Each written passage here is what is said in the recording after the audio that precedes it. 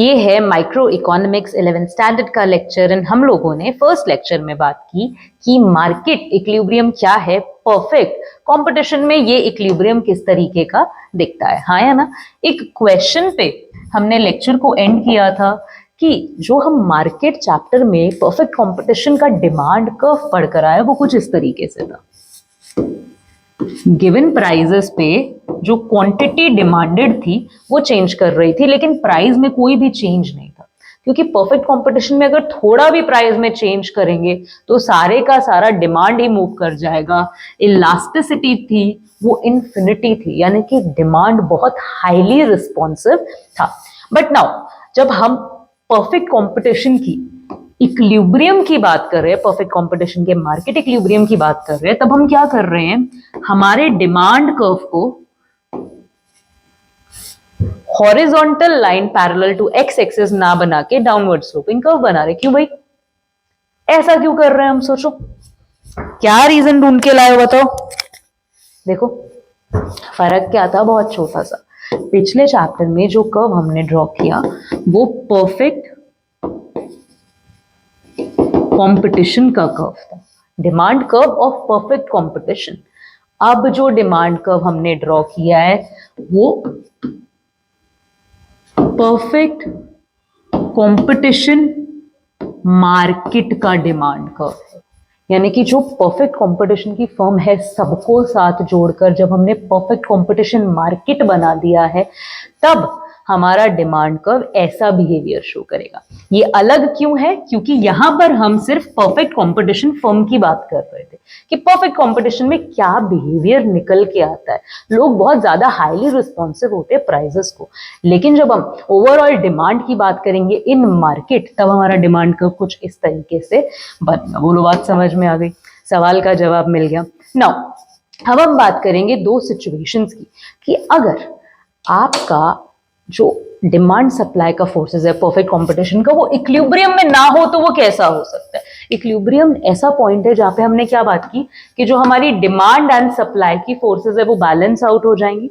हाँ या ना। तो हमारे पास और क्या सिनारियोज बन सकते हैं जब ये दोनों बराबर नहीं होंगे, तो या तो डिमांड ज्यादा होगी या फिर सप्लाई ज्यादा होगी। दो ही सिचुएशंस बनेंगी, या तो हमारे पास क्या होगी, डिमांड ज्यादा होगी या फिर सप्लाई ज्यादा होगी। इस सिचुएशन को हम नाम देंगे एक्सेस डिमांड, इस सिचुएशन को हम नाम देंगे एक्सेस सप्लाई। हाँ या ना। इसके बारे में भी बात कर लेते हैं कि जब हम व्हेन नॉट इन इक्विलिब्रियम तो हम कैसा बिहेवियर, तो मार्केट कैसा बिहेव करेगी। देखो ये हमारा क्या है, डिमांड कर्व है, ये हमारा क्या है, सप्लाई कर्व है। इक्विलिब्रियम क्या बनेगा इस मार्केट का, जहां पे हमारा डिमांड कर्व और सप्लाई कर्व इंटरसेक्ट करेंगे, ये हमारे लिए क्या है, हमारा इक्विलिब्रियम है। अगर बात करें एक्सेस डिमांड की, यानी कि डिमांड ज्यादा है सप्लाई से, डिमांड जितनी होनी चाहिए उससे क्या है, ज्यादा है। जब आप डिमांड ज्यादा कर लोगे तो एक्चुअली होगा क्या, इस डिमांड पे सप्लाई कितना है, हाँ या ना, इतना सप्लाई है। हाँ या ना। तो मार्केट में सप्लाई जो है वो क्या है, कम है, जो डिमांड आप कर रहे हो वो क्या है, ज्यादा है। यानी कि मार्केट में शॉर्ट सप्लाई है। नहीं समझे बात? चलो फिगर से समझते हैं इसको। ये इक्विलिब्रियम पॉइंट है, हाँ या ना। डिमांड ज्यादा कब होगी, ये क्वांटिटी 5 थी, इक्विलिब्रियम पे प्राइस भी मान लेते हैं 5 था। अब हमने क्या किया, डिमांड हम 10 की कर रहे हैं, 10 की डिमांड कितने प्राइस पे करना चाहेंगे, ऑब्वियसली कम प्राइस पे करना चाहेंगे, मान लेते हैं 2 पे। हाँ या ना। जब हम क्वांटिटी एक्सेस डिमांड कर रहे हैं वो किस सिचुएशन में होगा, जब प्राइसेस कम है। इस सिचुएशन में जो सप्लायर्स हैं वो कम क्वांटिटी सप्लाई करना चाहेंगे। कितनी क्वांटिटी सप्लाई करना चाहते हैं सप्लायर्स, हम कितनी मांग रहे हैं, सप्लायर्स कितनी बेच रहे हैं। यानी कि इकोनॉमी में जितना डिमांड है उतना सप्लाई नहीं है, डिमांड ज्यादा है सप्लाई से, जिसकी वजह से एक्सेस डिमांड का सिचुएशन आ गया। इसकी वजह से प्रॉब्लम क्या होगी, प्रॉब्लम ये होगी कि मार्केट में एक शॉर्टेज क्रिएट हो जाएगी, शॉर्ट सप्लाई क्रिएट हो जाएगी। जहां 10 चीजें चाहिए वहां पर सिर्फ 2 ही चीजें पहुंच रही हैं। शॉर्ट सप्लाई क्रिएट हो गया, तो सप्लायर्स इसका फायदा कैसे उठाएंगे कि जब सप्लाई कम कर रहे हैं एंड मांगने वाले बहुत हैं तो वो प्राइसेस बढ़ा देंगे। उसी तरीके से कि समझ लो कि एक दुकान है जो शहर में बहुत ज्यादा चलती है, एक मिठाई की दुकान है, स्वीट शॉप है जो कि आम शहर की दुकानों से ज्यादा चलती है, यानी कि उस स्वीट शॉप की डिमांड ज्यादा है, तो उस स्वीट शॉप पे कभी भी नोटिस कर लेना आम स्वीट शॉप्स के मुकाबले ज्यादा महंगी मिठाई होंगी। क्यों? क्योंकि वहां पर डिमांड ज्यादा है। जहां भी डिमांड हाई होगा सप्लायर्स हमेशा उसे कैसे रिस्पॉन्ड करेंगे, यार हमारी चीज की तो डिमांड है, चलो थोड़ा महंगा बेचा जाए। ऑक्शन का बहुत अच्छा एग्जाम्पल है। ऑक्शन में क्या होता है, एक चीज ला के रखी गई, किसी ने बोला 100 रुपए, किसी ने बोला 150, किसी ने बोला 200, 300, 400। ऑक्शन काम कैसे करता है, जिस चीज की डिमांड ज्यादा होगी वो चीज क्या होगी, महंगी बिकेगी। As simple as that. उसी तरीके से मार्केट में भी क्या होगा, जब चीजों की हम डिमांड ज्यादा कर रहे हैं तो सप्लायर्स उसकी सप्लाई क्या कर रहे हैं, यहाँ पर कम कर रहे हैं, क्योंकि उस प्राइस पे सप्लाई क्या करना चाहेंगे, वो कम करना चाहेंगे। अब क्योंकि मार्केट में एक शॉर्ट सप्लाई क्रिएट हो गई, कितनी शॉर्ट है सप्लाई, 8 यूनिट से शॉर्ट है, 2 कर रहे हैं 10 चाहिए, 8 यूनिट से शॉर्ट है, तो सप्लायर्स क्या करेंगे, अपने प्राइजेस राइज कर देंगे। डिमांड बहुत है, प्राइस बढ़ा दो। किसको बात समझ में आ रही है? इसे हम क्या कहेंगे, एक्सेस डिमांड का सिचुएशन। इसके ऑपोजिट सिचुएशन में क्या होगा, एक्सेस सप्लाई हो जाएगा, यानी कि जो सप्लायर्स हैं वो ज्यादा क्वांटिटी सप्लाई करना चाहते हैं। इक्विलिब्रियम पे बनती है 5 क्वांटिटी, सप्लायर बेचना चाह रहे हैं, सप्लाई कर रहे हैं मार्केट के अंदर 10 क्वांटिटी, तो इस पे होगा क्या, गिवन प्राइजेस पे, यहां पर समझ लो 5 ही प्राइजेस थे, सप्लायर्स ज्यादा क्वांटिटी महंगी सप्लाई करना चाहेंगे, हाँ या ना। लेकिन यहां पर हम नोटिस क्या करेंगे कि जो डिमांड है वो क्या होगी, कंपैरेटिवली कम होगी। यानी कि सप्लायर्स बेचना चाहते हैं 10, बेच कितना पाएंगे, 2। इकोनॉमी में क्या हो गया, 8 यूनिट से 8 एक्स्ट्रा यूनिट्स हो गई। इसको हम क्या बोलेंगे कि मार्केट में सरप्लस क्रिएट हो गया, एक्स्ट्रा यूनिट्स क्रिएट हो गई, मार्केट में एक सरप्लस का सिचुएशन बन गया। इस सरप्लस के सिचुएशन की वजह से, एक्सेस सप्लाई के प्रेशर की वजह से सप्लायर्स को क्या करना पड़ेगा, अपने प्राइजेस को डाउन करना पड़ेगा। बहुत सारा विंटर का माल एक दुकान ने भर के रख लिया, इतना बेका है नहीं, तो ऑफ सीजन आएगा 50-60% पे सेल लगा के सब बेच देंगे। हुआ क्या, एक्सेस सप्लाई थी उनकी दुकान पे, जिसकी वजह से उनको प्राइजेस क्या करने पड़े, डाउन करके निकालना पड़ा सब। किसको बात समझ में आ रही है, कुछ कुछ रैप अराउंड कर पा रहे हो, हाँ है ना। तो इसे हम कहते हैं एक्सेस डिमांड और एक्सेस सप्लाई का सिचुएशन। अगर आप लोग इक्विलिब्रियम पे नहीं हो, मार्केट इक्विलिब्रियम पे नहीं है, तो या तो वो लोग डिमांड ज्यादा कर रहे होंगे उतनी सप्लाई नहीं होगी, या फिर लोग सप्लाई ज्यादा कर रहे होंगे उतनी डिमांड नहीं होगी, हाँ या ना। इतनी बात हमें समझ में आ रही है। अगर ये हमें समझ में आ गया तो अब हम बात करते हैं कि ये जो हमारी सप्लाई और डिमांड की फोर्सेस हैं, अगर ये शिफ्ट कर जाए, डिमांड इंक्रीज डिक्रीज कर जाए, सप्लाई इंक्रीज डिक्रीज कर जाए, तो होगा क्या, क्या इफेक्ट देखने को मिलेगा, अभी उसकी बारे में बात करेंगे। सबसे पहले हम समझेंगे कि अगर डिमांड में चेंज आए तो क्या होगा। डिमांड में कैसा चेंज आ सकता है, या तो इंक्रीज हो सकती है डिमांड, या फिर डिमांड क्या हो सकती है, डिक्रीज हो सकती है। देखो इस सेक्शन में हम लोग काफी ग्राफ्स के बारे में बात करेंगे, सो डोंट फील लाइक दिमाग में हवा नहीं बनाने के इतने ग्राफ्स हमें रट्टा मारने पड़ेंगे, भूल जाएंगे। आराम से जो लिखा हुआ है वो यहाँ पे ड्रॉ करेंगे, अपने आप आपके पास सामान पहुंच जाएगा, आइडिया अपने आप आपको बिल्ड हो जाएगा। इतना तो हमें समझ में आ गया, ये डिमांड की लाइन है डाउनवर्ड, एंड अपवर्ड वाली क्या है, सप्लाई की लाइन है। ये हमारे लिए क्या है, इक्विलिब्रियम पॉइंट है। इतनी बात हम सबको क्लियर है, इसमें तो कोई डाउट नहीं है। अब करना क्या है, डिमांड को इंक्रीज करना है। क्या करना है, डिमांड को इंक्रीज। डिमांड का लाइन कौन सा है, ये रेड वाला, हाँ है ना। डिमांड को इंक्रीज करना है मतलब हमें डिमांड बढ़ानी है। क्वांटिटी यहाँ पे समझ लो 5 डिमांडेड है, तो हम क्वांटिटी 10 पे लेके जाना चाहते हैं। 10 पे लेके जाना चाहते हैं तो डिमांड का ऊपर लेके जाऊं या नीचे लेके आऊं, आप बताओ। खुद ब खुद ड्रॉ करेंगे, रट्टा नहीं मारना कि ये इंक्रीज का है डिक्रीज का, नहीं, फॉरवर्ड बैकवर्ड रट्टा नहीं, अपने आप दिमाग लगाओ। 5 से मैं 10 पे जाना चाहती हूँ, तो मुझे अगर प्राइजेस सेम ही माने, प्राइजेस में कोई बदलाव नहीं आया, तो मेरे को डिमांड का यहां पर लेके आना पड़ेगा या ऊपर। 5 पे यहां पर कितनी क्वांटिटी आएगी, कम आएगी। 5 पर यहां पर कितनी क्वांटिटी आएगी, ज्यादा आएगी। यानी कि मेरा डिमांड कर्व क्या करेगा, अगर इंक्रीज कर रहा है तो अपवर्ड शिफ्ट कर जाएगा, हाँ या ना। इंक्रीज इन डिमांड, ये शो कर रहा है ये वाला ग्राफ मुझे, हाँ या ना। इंक्रीज इन डिमांड अगर हुई है तो पहले मेरा इक्विलिब्रियम इस पॉइंट पे था, हाँ या ना? अब मेरा इक्विलिब्रियम कहाँ पहुंच गया? देखो, डिमांड एंड सप्लाई कहाँ पे मीट कर रही है? इसे D1 मान लेते हैं, D1, इसे मान लेते हैं D2, इसे हम मान लेते हैं सप्लाई कर्व का S। हाँ या ना? अब बताओ, D2 और सप्लाई कर्व कहाँ मीट कर रहा है? इस पॉइंट पे। ये आपका क्या आ गया? नया इक्विलिब्रियम यहां पे बनेगा। अगर हमारी डिमांड इंक्रीज की है तो उस केस में होगा क्या? हमारे पहले वाले प्राइजेस से चीजें क्या हो जाएंगी? महंगी। नॉर्मल सी बात है, अगर डिमांड इंक्रीज की है तो सप्लायर तो महंगा करेगा ही ना अपना सामान। हाँ है ना? ऐसे ही समझ सकते हैं इस बात को। किसको बात समझ में आ रही? इम्पैक्ट क्या पड़ा प्राइस पे? देखो, इस मॉडल में हम लोग यहाँ पर जब डिमांड की बात कर रहे हैं, अज्यूम करके चल रहे हैं कि हमारी जो सप्लाई है फिलहाल वो कांस्टेंट है, सप्लाई में किसी भी प्रकार का कोई चेंज नहीं है, सप्लाई सेम है। डिमांड मेरी क्या करी? बढ़ गई। डिमांड बढ़ने की वजह से मेरे प्राइजेस पे क्या इंपैक्ट पड़ रहा है? मेरे प्राइजेस भी राइज कर गए। अगर मेरे क्या करे, डिमांड डिक्रीज कर जाए, डिमांड क्या कर गई? डिक्रीज कर गई। D1 से मैं कहां पे आ गई? D2 पे आ गई। इस केस में क्या हुआ? यहां पर था इक्विलिब्रियम, अब कहां पर बन रहा है? यहां पर बन रहा है। प्राइजेस क्या हो गए? पहले 5 थे, अब कितने हो गए? प्राइजेस में क्या आ गया? फॉल आ गया, क्योंकि डिमांड क्या करी है? डिक्रीज करी है। किसको बात समझ में आ रही है? हाँ है ना? क्वांटिटी भी देख सकते हो, इक्विलिब्रियम पे पहले यहां क्वांटिटी थी, अब Q1 पहुंच गई है। डिमांड बढ़ने की वजह से क्वांटिटी इंक्रीज, डिमांड हो रही है, एज सिंपल एज दैट। यहां पर देखेंगे क्वांटिटी क्या कर जाएगी? जो क्वांटिटी डिमांड हो रही है वो डिक्रीज कर जाएगी, जो सप्लाई होगी वो डिक्रीज कर जाएगी, एज सिंपल एज दैट। क्यों डिक्रीज की सप्लाई? डिमांड तो चलो समझ में आ गया, डिमांड तो हमने डिक्रीज की, सप्लाई क्यों डिक्रीज की? सोचो, दिमाग लगाओ ना कि सप्लायर जब प्राइजेस गिरे हैं तो क्वांटिटी कम ही सप्लाई करना चाहेंगे ना। प्रोड्यूसर क्या चाहता है? ज्यादा ज्यादा ज्यादा पैसा मिले। जब ज्यादा ज्यादा ज्यादा पैसा नहीं मिलेगा, कम कम कम पैसा मिलेगा, तो वो बेचना भी कम कम कम ही चाहेगा ना। As simple as that. यहां पर जैसे ही पैसा ज्यादा मिला, सप्लायर क्या बोलेगा? अरे अरे ज्यादा क्वांटिटी बेचते। इसको बात समझ में आ रही? इस तरीके से क्या काम कर रहा है हमारा चेंज इन डिमांड?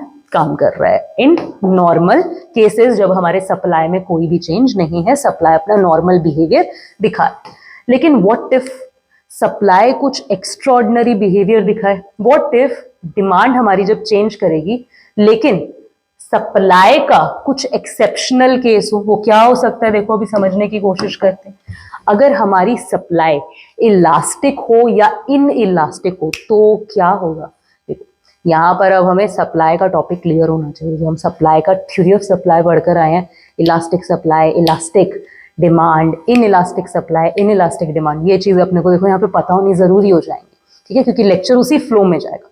थोड़ा थोड़ा समझेंगे, ज्यादा डिटेल में अपन डिस्कस नहीं कर पाएंगे यहाँ पे, ठीक है? यहाँ पर आपको मैं लिंक डाल दूंगी सप्लाई वाले चैप्टर का, जरूर वो आप क्या कर सकते हो, लिंक नहीं भी मिला तो भी आप क्या कर सकते हो, प्लेलिस्ट में जाके थ्योरी ऑफ सप्लाई जाके देख लो, आपको बिल्कुल क्लियर हो जाएगा। ओके, बात क्या कर रहे हैं हम लोग कि हमारा डिमांड कर्व तो ऐसा ही बनेगा। अब सप्लाई कर्व क्या कर रहा है? ऐसा बनेगा। सप्लाई कर्व यूजुअली कैसा बनता है? ऐसा। हाँ या ना? जब हम देखते हैं कि अलग अलग प्राइजेस को सप्लाई क्या कर रही है? रिस्पॉन्ड कर रही है। प्राइस बढ़ रहा है, सप्लाई बढ़ रही है। लेकिन इस केस में क्या होगा? सप्लाई इंक्रीज डिक्रीज करती रहेगी लेकिन प्राइस में कोई चेंज नहीं आएगा। प्राइजेस में अगर कोई भी चेंज आ गया तो सप्लाई बहुत रैपिड रिस्पॉन्स दे देगी, इनफाइनाइट टाइम्स रिस्पॉन्ड दे देगी। इलास्टिसिटी ऑफ सप्लाई क्या है? इन्फिनिटी है इस केस में। जब हम क्या बोल रहे हैं कि हमारा सप्लाई लाइन कैसा बना है? हॉरिजॉन्टल बना है। एक केस में क्या होगा? सप्लाई लाइन ऐसा बनेगा, डिमांड तो अपना नॉर्मली, सप्लाई ऐसा बनेगा। इसका क्या मतलब है कि प्राइजेस बदलते जा रहे हैं, बढ़ रहे हैं, घट रहे हैं, जो भी हो रहा है, लेकिन हमारी सप्लाई पे कोई फर्क ही नहीं पड़ रहा। सप्लाई में कोई चेंज आ ही नहीं रहा। इसे हम क्या बोलते हैं? Elasticity is equals to zero. Supply का जीरो रिस्पॉन्स है, नो रिस्पॉन्स है सप्लाई का। हॉरिजॉन्टल में क्या करें? Rapid response, infinite times response. यहां पर क्या कह रहे हैं? Zero response. इलास्टिसिटी अगर हम समझते हैं तो अब हम बात कर सकते हैं, इंपैक्ट को समझने की कोशिश करते हैं कि अगर डिमांड इंक्रीज या डिक्रीज करती है, इन केस जब सप्लाई इलास्टिक या इन इलास्टिक है, तब क्या इंपैक्ट पड़ेगा? फर्स्ट हमारे पास केस क्या है?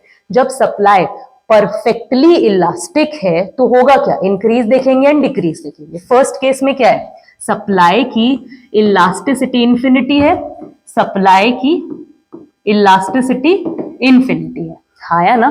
सबसे पहले हमने क्या किया, डिमांड में इंक्रीज किया, हाँ या ना, डिमांड हो गई इंक्रीज। इक्विलिब्रियम पहले का बन रहा था ई पे, अब का बनेगा E1 पे। Now you tell me, E1 पे इक्विलिब्रियम बन गया, पर प्राइजेस में क्या कोई चेंज आया है? पहले यहां पर था, अब क्या हो गया, प्राइजेस में कोई चेंज है? प्राइस में नो चेंज है। किस केस में? इंक्रीज कर गई है हमारी डिमांड लेकिन प्राइस चेंज नहीं किया। कब? जब इलास्टिसिटी इंफिनिटी है, परफेक्टली इलास्टिक सप्लाई है। तो किसको बात समझ में आ रही है, हाँ या ना? देखो, इसको हम ऐसे भी समझ सकते हैं, अगर एग्जाम्पल से हम इसको समझने की थोड़ा कोशिश करें, कि हम बोल रहे हैं एक ऐसी मार्केट जिसमें जो सप्लाई है वो बहुत ज्यादा रिस्पॉन्सिव है, जहां पर प्राइस चेंज करता ही नहीं है, ठीक है, फिर भी हमारी सप्लाई क्या कर रही है, चेंज डिक्रीज इंक्रीज डिक्रीज कैसे भी मूव करती रहती है। यहाँ पर प्राइस चेंज हो ही नहीं रहा है इस मार्केट में।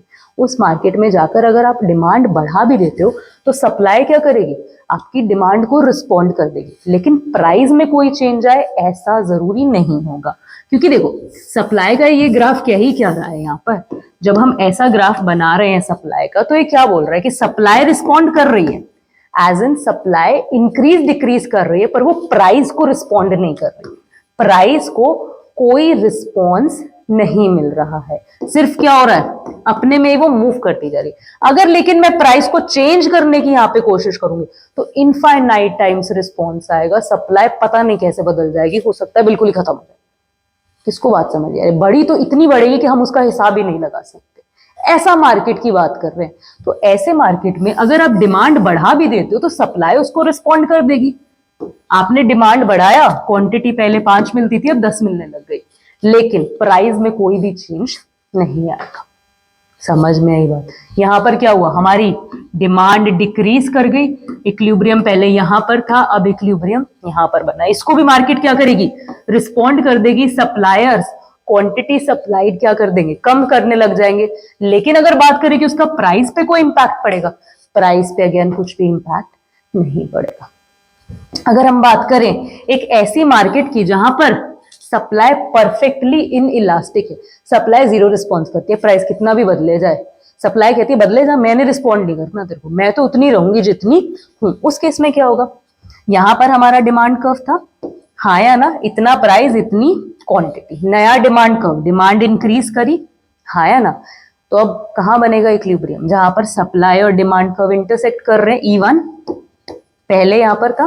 प्राइजेस हम क्या देख सकते हैं, यहां पर प्राइजेस इंक्रीज हो जाएंगे, लेकिन क्वांटिटी सप्लाई में कोई चेंज नहीं है। सप्लाई का बेसिक बिहेवियर यहाँ पे क्या था कि मैं बदलूंगी नहीं, कुछ भी कर लो। तो यहाँ पर अगर आप डिमांड इंक्रीज कर भी रहे हो तो सप्लाई तो अपने बिहेवियर पे डटी रहेगी ना, वो बोलेगी मैंने तो बदलना ही नहीं, कुछ भी कर लो, चाहे डिमांड बढ़ा लो घटा लो, मैं नहीं बदल सकती। लेकिन अगर डिमांड इंक्रीज हो गई, सप्लाई में कोई भी चेंज नहीं आया, तो सप्लायर्स प्राइस तो क्या करेंगे, बढ़ाएंगे ना। 10 यूनिट सप्लाई हो रही थी, ठीक है, 10 का ही डिमांड था।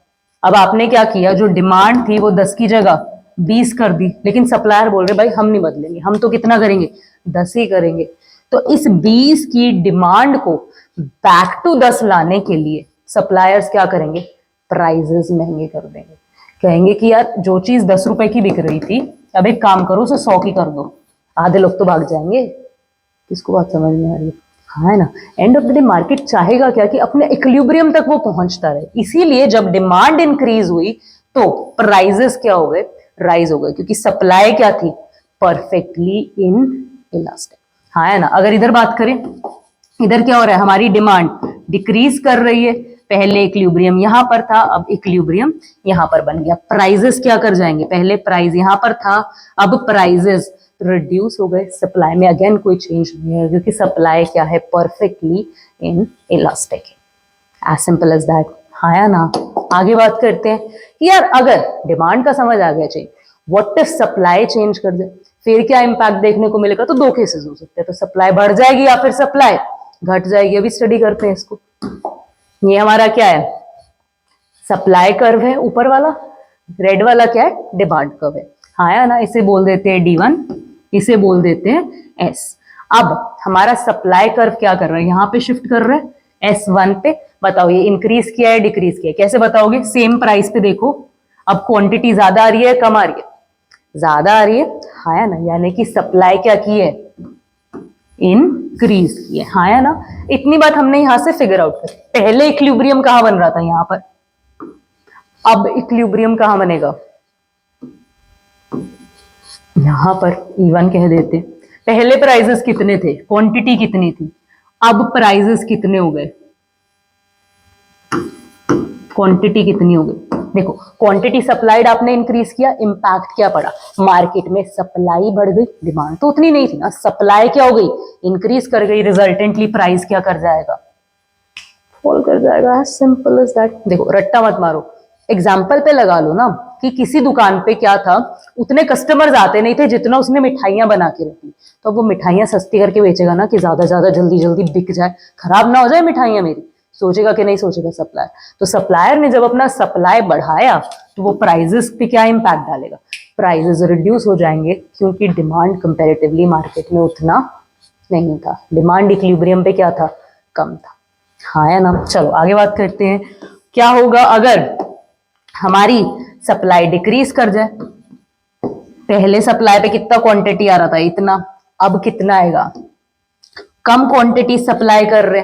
हाँ या ना, अगर मार्केट में सप्लायर क्वांटिटी खींच लेगा तो प्राइजेस पे क्या इंपैक्ट पड़ेगा, पहले इतने प्राइजेस थे अब prices, as simple as that. समझ आ गया। अगर मिठाइयां कम मिलेंगी, दिवाली का टाइम है, तो आप लोग क्या करोगे, क्या करोगे, अगर आप मिठाई वाले हो तो क्या करोगे, आप महंगा बेचोगे, कहोगे यार सारे मिठाइयों के 5-5, 10-10 रुपए दाम महंगे कर दो, बहुत डिमांड है, बिकेगी, महंगी भी बिक जाएगी। इसको बात समझ में आ रही, हाँ या ना। चलो नेक्स्ट हम लोग किसके बारे में बात कर रहे हैं, इसमें भी सप्लाई में भी चेंज में हमारे पास क्या आ जाएगा, एक्सट्रीम सिचुएशंस आ जाएंगी, एक्सेप्शंस आ जाएंगी, जहां पर हमारा इंक्रीज डिक्रीज वाला मॉडल फेल मारता है, प्राइस पे जो इंपैक्ट है वो फेल मार। वो कौन सा होगा, अगेन वो होगा जब हमारी डिमांड परफेक्टली इलास्टिक है, या फिर हमारी डिमांड परफेक्टली इन इलास्टिक है। परफेक्टली इलास्टिक का क्या मतलब होगा, कि डिमांड बहुत ज्यादा क्या कर रही है, रिस्पॉन्ड कर रही है, अगर प्राइसेस में कोई चेंज नहीं है तब भी डिमांड क्या कर रही है, रिस्पॉन्ड करे जा रही है, ऐसा कर्व बन जाएगा। परफेक्टली इनइलास्टिक क्या होगा, कि प्राइसेस में चेंज आते जा रहे हैं, फिर भी क्वांटिटी डिमांडेड चेंज नहीं कर रही है, कोई रिस्पॉन्स शो नहीं कर रही है, इलास्टिसिटी हो जाएगी जीरो, इलास्टिसिटी हो जाएगी इनफिनिटी। तो सबसे पहले देखते हैं कि अगर हमारी इलास्टिसिटी इन्फिनिटी है डिमांड की, डिमांड कोई भी रिस्पॉन्स शो नहीं कर रहा है हमारे प्राइस को, प्राइस में अगर कुछ भी चेंज आया तो हमारी डिमांड रैपिड चेंज करेगी। जब मैं बोल रही हूँ कि कोई भी शो नहीं कर रहा है प्राइस को चेंज, उसका क्या मतलब है कि प्राइस में हम लोग कुछ बदलाव नहीं लेके आने वाले, अगर लेकर आओगे तो क्या करेगी, डिमांड एंटायरली ही मूव कर जाएगी। यहाँ पर हम नोटिस क्या कर रहे हैं, प्राइस में कोई चेंज नहीं है एंड हमारी डिमांड क्या कर रही है, इधर उधर इधर उधर इधर चलती जा रही है स्टिल। तो प्राइस में चेंज आया तो सोचो इसका होगा क्या। तो अगर उस केस में जब हमारी डिमांड परफेक्टली इलास्टिक है तो होगा क्या, सबसे पहले हमारा सप्लाई क्या कर रहा है, सप्लाई क्या कर रहा है, इंक्रीज किया डिक्रीज किया। सबसे पहले देखो सप्लाई में पहले कितनी क्वांटिटी आ रही थी, इतनी, अब कितनी आ रही है, इतनी, यानी कि सप्लाई रिड्यूस किया गया। हाँ रट्टा थोड़ी मारने की इंक्रीज है डिक्रीज है, यहाँ पर क्या हुई है, सप्लाई डिक्रीज हुई है। अगर सप्लाई डिक्रीज हुई, क्वांटिटी सप्लाइड डिक्रीज हो गई, हमने क्या पढ़ा था कि अगर क्वांटिटी सप्लाई डिक्रीज होगी तो प्राइजेस कहां जाने चाहिए, प्राइजेस बढ़ने चाहिए। लेकिन यहां पर हम क्या देख सकते हैं कि प्राइजेस में कोई भी चेंज नहीं आएगा। रीजन क्या बन जाएगा इसका, क्योंकि डिमांड क्या है, इलास्टिक है। प्राइस में कुछ भी चेंज आया तो डिमांड इतना रैपिड रिस्पॉन्स देगी, इनफाइनाइट टाइम्स रिस्पॉन्स देगी, इसीलिए प्राइस में कोई भी चेंज नहीं आएगा। अगर हम बात करें सप्लाई क्या कर रही है, इंक्रीज कर रही है, उस केस में क्या होगा भाई, बताओ बताओ। सप्लाई अगर हमारी इंक्रीज कर गई तो हम क्या नोटिस कर रहे हैं, क्वांटिटी सप्लाइड बढ़ गई। क्वांटिटी सप्लाइड जब भी बढ़ती थी तो प्राइसेस का क्या होना चाहिए था, क्वांटिटी सप्लाइड इंक्रीज की, प्राइसेस गिरने चाहिए थे। पर यहां पर क्या नोटिस करोगे, प्राइजेस पे कोई भी इम्पैक्ट नहीं आएगा। तभी से क्या बोला जा रहा है, एक्सेप्शंस बोला जा रहा है कि यार यहाँ पर जो पढ़कर आ रहे हो ना वो लगेगा नहीं। क्यों नहीं लगेगा, क्योंकि यहाँ पर डिमांड जो है वो अपने एक्सट्रीम बिहेवियर पे क्या तो प्रॉपरली इलास्टिक है या प्रॉपरली इनइलास्टिक है। यहाँ पर बात करते हैं, अगर हमारी सप्लाई क्या कर गई है, बताओ क्या किया है यहाँ पे, इंक्रीज किया डिक्रीज किया, वेरी गुड, डिक्रीज कर गई है तो होगा क्या, हमारी डिमांड यहाँ पे क्या परफेक्टली इलास्टिक है, अलग अलग अलग सॉरी परफेक्टली इन इलास्टिक है, अलग अलग अलग अलग हमारे प्राइजेस पर डिमांड में कोई भी चेंज नहीं आ रहा है, इलास्टिसिटी इज इक्वल्स टू 0 है डिमांड की। सो यहाँ पर हम क्या नोटिस कर सकते हैं कि हमारा पहले इक्विलिब्रियम बन रहा था यहाँ पर, अब नया इक्विलिब्रियम बन रहा है यहाँ पर, प्राइस में तो चेंज आए लेकिन क्वांटिटी डिमांडेड क्या कह रही है कि भाई मैं तो अड़ी हुई हूँ, मैं नहीं बदलूंगी, डिमांड तो उतनी ही रहेगी। जो भी आप सप्लाई में चेंज करोगे, सप्लाई आपने डिक्रीज की तो प्राइजेस इंक्रीज हो जाएंगे। यानी कि बेसिकली हुआ क्या, फॉर एग्जाम्पल कोई ऐसा मेडिसिन है जिसका क्या हो सकता है, जो भी लोग वो मेडिसिन को लेते हैं उनको उस चीज की जरूरत है ही है, उनका उस मेडिसिन के बिना सरता ही नहीं, मर जाएंगे वो लोग अगर वो मेडिसिन नहीं लेंगे। तो उसकी जो हम कह सकते हैं डिमांड है, डिमांड में कोई चेंज आना पॉसिबल है, कोई चेंज आना पॉसिबल नहीं है, इसीलिए हम बोल रहे हैं इलास्टिसिटी ऑफ डिमांड कितनी है, 0 है, कोई चेंज नहीं आएगा डिमांड में कुछ भी हो जाए। अब सप्लायर ने क्या किया, पीछे से उस मेडिसिन की सप्लाई को रिड्यूस कर दिया। अब जैसे ही रिड्यूस हुई सप्लाई, डिमांड तो चेंज करेगी नहीं, तो प्राइजेस क्या हो गए, महंगे, मारा मारी बची, मुझे भी चाहिए मुझे भी चाहिए मुझे भी चाहिए। हाँ, क्योंकि चाहिए तो उन लोगों को परमानेंटली है ही जिंदा रहने के लिए वो दवाई, तो वो लोग क्या कर रहे हैं, उसी चीज के लिए महंगा दाम देने को तैयार हो रहे हैं। प्रोड्यूसर क्या सोच रहा है, अगर मेरे को दाम ज्यादा मिलेगा फिर मैं औखा सौखा होके ज्यादा प्रोडक्शन कर लूंगा सेम ही चीज की। किसको बात समझ में आ रही है? तो यहाँ पर क्या होगा, हमारे प्राइजेस राइज कर जाएंगे। उल्टे में क्या होगा, अगर डिमांड चेंज कर ही नहीं सकती एंड सप्लायर्स क्या कर दें, ज्यादा सप्लाई करने लग जाए, उस केस में क्या होगा, जो प्राइजेस हैं वो फॉल कर जाएंगे। मार्केट में ज्यादा सप्लाई पड़ा हुआ है, डिमांड में तो कोई चेंज आ नहीं रहा, डिमांड करने वाले लोग 50 ही हैं, मार्केट में 60 के हिसाब से सामान आ गया, तो प्राइजेस क्या हो जाएंगे, गिर जाएंगे, क्योंकि मार्केट में एक्सेस सप्लाई हो गया। सिंपल इज दैट, हाँ या ना। चलो, अगर हमें इतनी बात समझ में आ गई तो अब हम बात करेंगे कि अगर डिमांड चेंज होता हुआ देख लिया, इम्पैक्ट समझ लिया, एक्सेप्शंस देख लिए, सप्लाई चेंज होता हुआ देख लिया, एक्सेप्शंस देख लिए, पर अगर ये दोनों चीजें एक साथ ही बदल जाए, डिमांड भी बढ़ जाए और सप्लाई भी बढ़ जाए, देखो हमने क्या समझा, अगर डिमांड इंक्रीज की तो प्राइजेस महंगे होंगे, अगर सप्लाई इंक्रीज की तो प्राइजेस डाउन गिरेंगे, यानी कि प्राइजेस पे दोनों का इंपैक्ट ऑपोजिट पड़ रहा है। देखो समझो इस बात को, थोड़ा आराम से 2 मिनट लो, बात क्लियर करो। यहाँ पर क्या बोलना चाह रहे हैं हम लोग कि देखो, अगर मैं कहूं कि मेरी जो डिमांड है वो क्या कर गई, इंक्रीज कर गई, तो मेरे प्राइजेस पे क्या इंपैक्ट पड़ेगा, मार्केट में डिमांड ज्यादा हो गई, प्राइजेस महंगे हो जाएंगे, प्राइजेस राइज कर जाएंगे, हाँ या ना। और ऑपोजिट हैंड पे अगर मैं कहूं कि मेरी सप्लाई इंक्रीज कर रही है, मार्केट में एक्सेस सप्लाई हो जाएगी, एक्सेस सप्लाई की सिचुएशन में प्राइजेस क्या करने पड़ेंगे, डाउन करने पड़ेंगे सामान बेचने के लिए। अब हम लोग किस सिचुएशन की बात कर रहे हैं, ये इंडिविजुअली हम समझ आए सारी बात। अब हम बात कर रहे हैं कि अगर ये दोनों चीजें साथ साथ हो जाए, डिमांड और सप्लाई साथ साथ बढ़ जाए, तो प्राइस इंक्रीज करेगा या प्राइस डिक्रीज करेगा, कैसे डिसाइड करोगे? हाँ, इस सिचुएशन के बारे में अपन लोग बात करेंगे। अगर साइमल्टेनियसली इंक्रीज हो जाए डिमांड में भी और सप्लाई में भी, तो हमारे पास बनेंगे 3 केसेस। क्या केसेस बनेंगे? अगर इंक्रीज इन डिमांड ज्यादा है इंक्रीज इन सप्लाई से, मान लो डिमांड बढ़ी है 20 यूनिट से, सप्लाई बढ़ी है 10 यूनिट से, अगर 20 यूनिट से डिमांड बढ़ी है, 20 ही यूनिट से सप्लाई बढ़ी है, अगर 10 यूनिट से डिमांड बढ़ी है एंड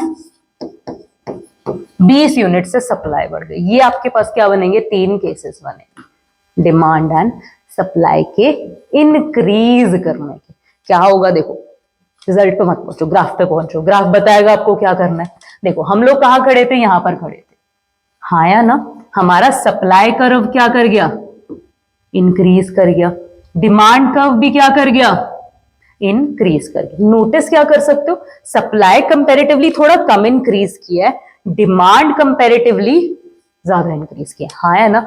नया इक्विलिब्रियम नए कर्व्स को यूज करके बनाना है, यानी कि ये D1 और ये S1, इनको यूज करके बनाना है। देखो कहां पे इंटरसेक्ट कर रहे हो, वो क्या होगा, इक्विलिब्रियम होगा। ये इक्विलिब्रियम है, हाँ या ना। पहले कहां था इक्विलिब्रियम, क्या नोटिस कर पा रहे हैं कि जब हम लोग दोनों चीजों को इंक्रीज करेंगे लेकिन डिमांड ज्यादा इंक्रीज की है, तो हमारी क्वांटिटी क्या करी है, इंक्रीज करी है, एंड प्राइस भी क्या हो गए हैं, महंगे हुए सिस्टम है। बताओ, यहां पे थे, यहां पर पहुंचो, प्राइजेस क्या हो गए हैं, महंगे हो गए। क्यों हुए ये महंगे, कैसे हो गए महंगे, दोनों चीजें ही मूव की है ना। एक ने प्राइस को बढ़ाना था, एक ने प्राइस को घटाना था। देखो दिमाग लगाओ, यहां पर हमने क्या बोला, 20 से डिमांड बढ़ी है, हाँ है ना। तो इसने क्या किया, प्राइस को इंक्रीज किया। सप्लाई 10 से बढ़ी है, इसने प्राइस को क्या किया, डिक्रीज किया। लेकिन नोट करो यहाँ पे सप्लाई सिर्फ 10 बढ़ी है, डिमांड 20 बढ़ी है। यानी रिजल्टेंटली अगर थोड़ा सा दिमाग लगाओगे तो हमें क्या बोल रहा है कि डिमांड ज्यादा है, सप्लाई कंपैरेटिवली कम है। तो इसीलिए जब भी डिमांड ज्यादा होगी, सप्लाई कम होगी, प्राइसेस क्या करेंगे, राइज कर जाएंगे। यही रीजन है कि हमारे फर्स्ट केस में, एक केस में प्राइसेस क्या करेंगे, राइज कर जाएंगे। दूसरे केस की बात करें, सेकंड केस क्या है, जितना इंपैक्ट इधर आया उतना इंपैक्ट इतना है, यानी कि जितना ये प्राइसेस को बढ़ाएगा उतना ही ये प्राइसेस को घटा देगा। यानी कि प्राइस में कोई भी चेंज नहीं आना चाहिए। देखो यहाँ पे चेंज आया प्राइस में, चेक करते हैं। क्वांटिटी डिमांडेड तो इंक्रीज करेगी क्योंकि डिमांड बढ़ा है। देखो हाँ, ये भी नहीं सोचना कि कोई भी चेंज नहीं आएगा, नहीं, 20 से बढ़ेगा ना, सप्लाई भी बढ़ा है, डिमांड भी बढ़ा है, 20 यूनिट से क्वांटिटी तो आगे गई है, प्राइस में कोई चेंज आया है, दोनों पॉइंट्स में हम नोट करेंगे प्राइस में कोई भी चेंज नहीं आया, क्योंकि जितना डिमांड ने प्राइस को ऊपर फेंका, सप्लाई ने उसको उतना ही नीचे फेंक दिया। हाँ है ना। थर्ड कंडीशन क्या है कि डिमांड क्या हो, कंपैरेटिवली कम बढ़े, सप्लाई क्या हो, ज्यादा बढ़े। अच्छा इसका पहले बताओ, ग्राफ देखने से क्या होगा, अगर डिमांड कम बढ़ा है तो प्राइसेस गिरेंगे कम, सप्लाई ज्यादा बढ़ा है तो बढ़ेंगे ज्यादा, है ना, सही बोला ना। देखो क्या होगा यहाँ पर, डिमांड प्राइसेस को इंक्रीज करती है, तो प्राइसेस बढ़ेंगे डिमांड की वजह से एंड घटेंगे सप्लाई की वजह से। सप्लाई ज्यादा बढ़ा है, यानी कि अगर हम बात करें डिमांड 10 की बढ़ी थी लेकिन सप्लाई 20 से बढ़ गया, यानी कि मार्केट में कुछ ना कुछ एक्स्ट्रा सप्लाई है। जब भी एक्स्ट्रा सप्लाई होगा, प्राइसेस क्या करेंगे, प्राइसेस करेंगे डिक्लाइन। यहाँ पे चेक करो, आपका ग्राफ ये बात बोल रहा है आपको। ओके, एक मिनट, इसे यहाँ पे क्लीन कर लेते हैं। देखो आपका ग्राफ बोल रहा है ये बात, आपका पहले इक्विलिब्रियम था यहां पर, अब इक्विलिब्रियम है यहां पर। ये प्राइस था, ये क्वांटिटी डिमांडेड सप्लाइड थी। अब प्राइसेस क्या हो गए हैं, डाउन हो गए, एंड क्वांटिटी सप्लाइड तो इंक्रीज करनी है क्योंकि डिमांड तो कुछ ना कुछ बढ़ी है ही। वो लोग इसको बात समझ में आ रही है, हाँ है ना। इन चीजों को याद कर, मैं बार बार ये बात बोलूंगी कि इन चीजों को याद करने से बेटर ऑप्शन है कि चीजों को समझो, अपने दिमाग में एक इलस्ट्रेशन क्रिएट करो, एक एग्जाम्पल क्रिएट करो, वो आपको खुद ब खुद बता देगा कि क्या इम्पैक्ट आपको दिखना चाहिए।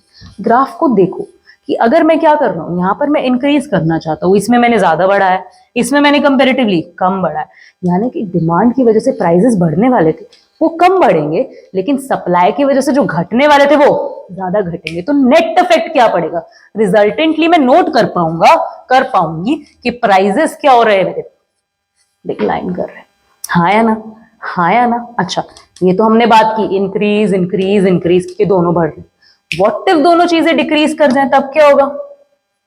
अगर हम बात करें कि हमारा जो सप्लाई है, जो डिमांड है, दोनों ही डिक्रीज कर जाए, वहां पे भी हमारे पास 3 केसेस बनेंगे। क्या क्या बनेंगे, अगर डिक्रीज इन डिमांड क्या हो, ज्यादा हो, डिक्रीज इन सप्लाई क्या हो, कम हो। मान लेते हैं कि पहले आपकी डिमांड थी 100, सप्लाई भी थी 100, ठीक है। डिक्रीज आया डिमांड पे, डिमांड रह गई 40, कितने से डिक्रीज किया डिमांड, 60 से डिक्रीज किया, हाँ या ना। सप्लाई रह गई आपके पास 50, ठीक है। सप्लाई कितने से डिक्रीज किया, 50 से, यानी कि डिमांड ज्यादा गिरी है, सप्लाई कम गिरा। यहाँ पे देखते हैं हमारा सप्लाई कर्व किधर है, ये रहा। सप्लाई कर्व क्या कर रहा है, डिक्रीज किया है, हाँ या ना। एंड डिमांड कर्व क्या किया है, डिक्रीज किया, पर डिमांड कर्व का डिक्रीज ज्यादा है, सप्लाई कर्व का डिक्रीज कम है। डायग्राम भी बोल रहे हैं, पहले इक्विलिब्रियम क्या था, यहां पर इक्विलिब्रियम प्राइस ये था, क्वांटिटी ये थी, हाँ है ना। अब क्योंकि दोनों चीजें डिक्रीज की हैं तो क्वांटिटी तो ऑब्वियस है डिक्रीज ही करेगी। नया इक्विलिब्रियम यहां बन रहा है, क्वांटिटी क्या कर गई है, डिक्लाइन कर गई। प्राइजेस हम क्या देख रहे हैं, प्राइजेस भी डिक्लाइन कर गए। रीजन बताओ क्या रीजन होगा, डिमांड में क्या है, गिरावट आई है, हाँ है ना, लेकिन सप्लाई में कम गिरावट आई है। मार्केट में जब 100 एंड 100 था तब ये लोग ओके खड़े थे, लेकिन अब 60 यूनिट कम डिमांड हो रहे हैं एंड सप्लाई सिर्फ 50 यूनिट कम हुए, यानी कि 10 यूनिट्स एक्स्ट्रा सप्लाई हो रहे हैं। जब भी मार्केट में एक्सेस सप्लाई होगा तब प्राइसेस क्या कर जाएंगे, फॉल कर जाएंगे। अगर हम यहां पर आ जाए, दोनों चीजें बराबर हुई हैं, जितना डिमांड घटा उतना ही सप्लाई घट गया। इस केस में क्या होगा, पहले यहां पे इक्विलिब्रियम था, अब यहां पे इक्विलिब्रियम है, क्वांटिटी सप्लाई तो घटेगा ही घटेगा जब कम मांगा जा रहा है, हाँ या ना। क्वांटिटी सप्लाई तो घटेगा ही घटेगा, लेकिन प्राइस पे क्या कोई इंपैक्ट पड़ेगा, प्राइस पे कोई भी इंपैक्ट नहीं पड़ेगा। एज सिंपल एज दैट, क्योंकि जितना डिमांड ने प्राइसेस को क्या किया, ऊपर फेंका, जितना डिमांड ने यहां पर, डिमांड क्या कर रही है, डिक्रीज कर रही है, प्राइसेस को क्या करेगी, डिक्रीज। डिमांड मतलब डिमांड कम हो रही है, प्राइसेस गिरेंगे चीजों के।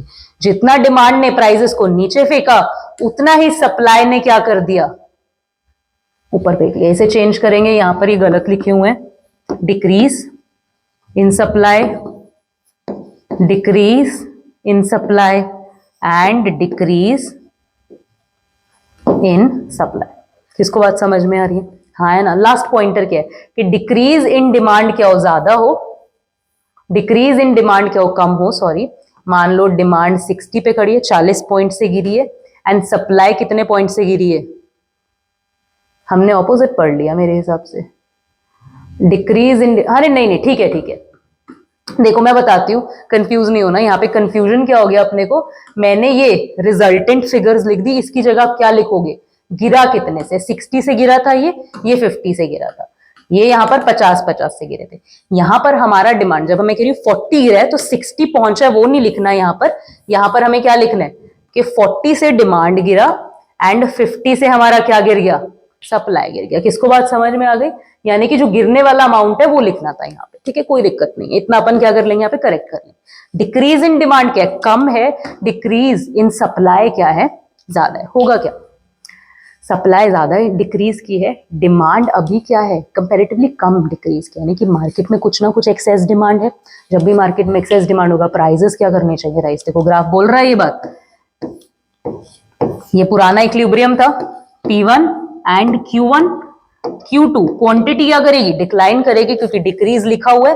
प्राइसेस हम क्या नोटिस कर रहे हैं, P1 P0, प्राइसेस हम क्या नोटिस कर रहे हैं, राइज कर रहे हैं। हम भी यही बात बोल रहे थे, हाँ या ना। किसको बात समझ में आ रही है, हाँ या ना, बोलो। बिल्कुल क्लियर हो रहा है हमें किस तरीके से काम कर रही है डिफरेंट डिफरेंट सिचुएशंस। अगर साथ में भी डिक्रीज इंक्रीज होने लगे फिर भी उसका इम्पैक्ट कैसे दिखेगा, बिल्कुल समझ में आ रही है हमें ये बात, हाँ है ना।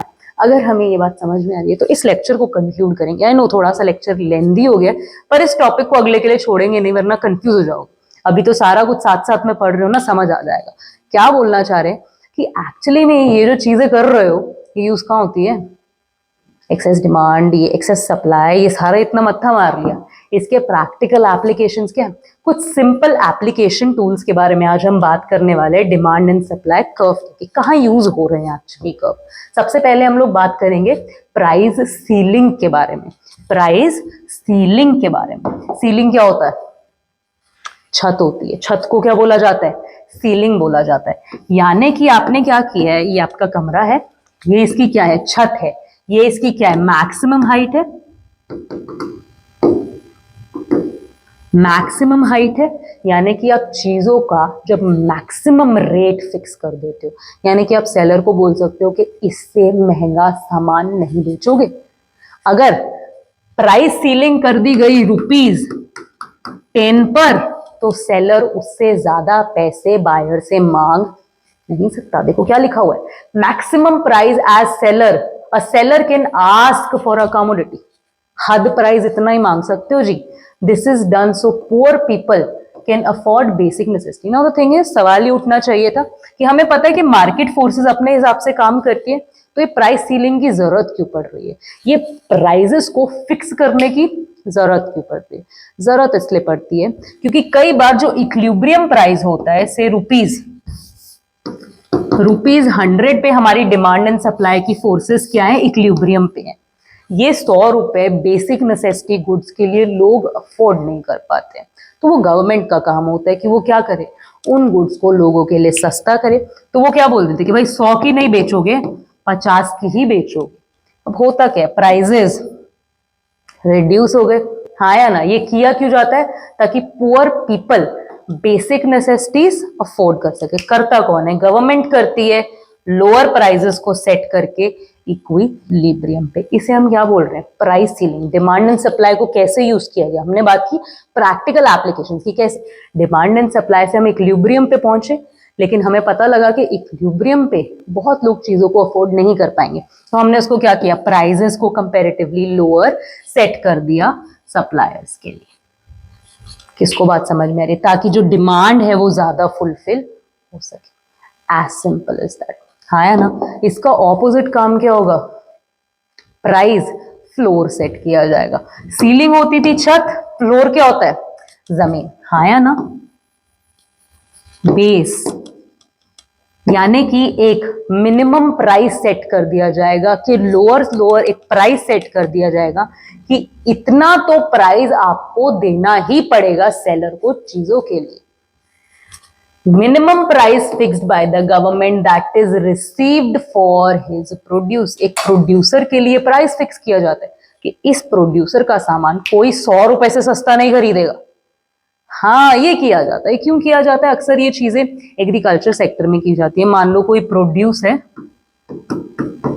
जो कि 100 से लेके 200 रुपए तक बिकती है, हाँ या ना? लेकिन गवर्नमेंट को पता है कि ये जो तबका है या ये जो हमारा पार्ट ऑफ सोसाइटी है, पार्ट ऑफ सिस्टम है, इसको बहुत ज्यादा एक्सप्लॉइट किया जाता है, इसको 100, 110, 120 में सल्टा दिया जाता है, जबकि यहाँ पर हमें ज्यादा पैसा क्या है, पहुंचाना है। प्रोड्यूसर्स तभी प्रोड्यूस करेंगे। अगर समझ लो, इसको बहुत आराम से समझते हैं। देखो क्या होगा कि समझ लो एक फार्मर का खर्चा आ रहा है 180 रुपए का, हाँ या ना? एंड मार्केट रेंज कितना है? समझ लो हम मान लेते हैं 100 ही रुपए। अब मुझे बताओ कि प्रोड्यूसर जिसका 180 रुपए खर्चा लग रहा है एंड जिसको मार्केट इक्विलिब्रियम 100 रुपए ऑफर कर रही है, डिमांड एंड सप्लाई की फोर्सेस 100 रुपए ऑफर कर रही है, वो प्रोड्यूस करना चाहेगा?